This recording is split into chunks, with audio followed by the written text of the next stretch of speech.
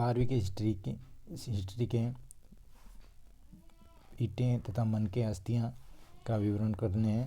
हड़प्पा सभ्यता की जो लिपि जो अभी तक पढ़ी नहीं गई।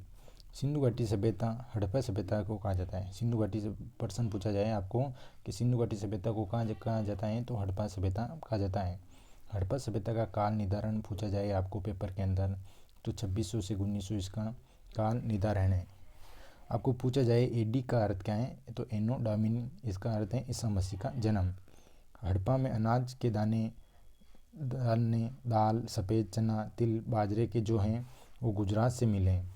अब नेक्स्ट क्वेश्चन पूछते हैं, अगर खेत जोतने का सक्षम हड़प्पा सभ्यता के कहाँ से मिले, तो खेत जोतने का सक्षम आपको बनावली के अंदर हरियाणा, वहाँ मिट्टी के हल के सक्षम मिले।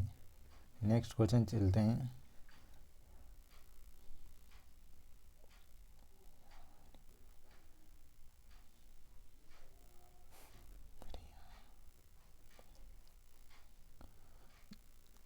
दूसरा है जुते हुए खेतों का सक्षम कहाँ मिले, तो जुते हुए खेतों का सक्षम कालीबंगा राजस्थान के अंदर जुते हुए खेतों को सक्षम मिले।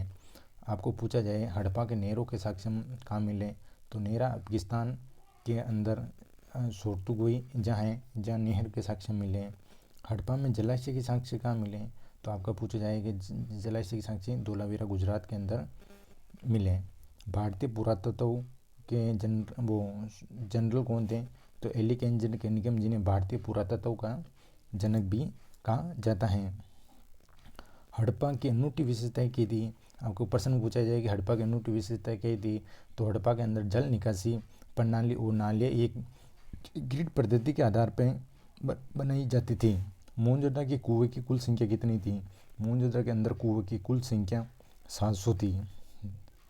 दूसरा चलते हैं, मोहनजोदड़ो की नालियों के बारे में मेंके क्या लिखते हैं, तो निश्चित रूप से ये अब तक की खोजी गई संपूर्ण प्राचीन प्रणाली थी। हड़प्पा के निवासी मृतकों के साथ दफनाते थे।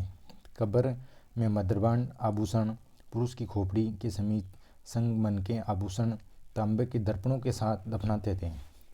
नेक्स्ट प्रश्न, हड़प्पा और मोहनजोदड़ो के शिल्प कार्य करते थे।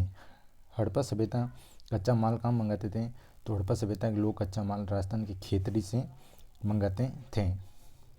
दूसरे प्रश्न की ओर चलते हैं।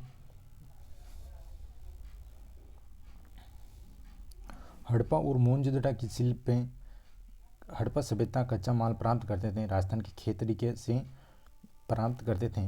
हड़प्पा लिपि अभी तक पढ़ी नहीं जा सकती हैं। ये हड़प्पा लिपि हैं जो दाईं से बाईं ओर लिखी जाती थी। सिंधु सभ्यता की एक नवीन सभ्यता की घोषणा 1924 में जॉन मार्शल ने अपने पुस्तक एस एन राव स्टोरी में आकलन किया गया था।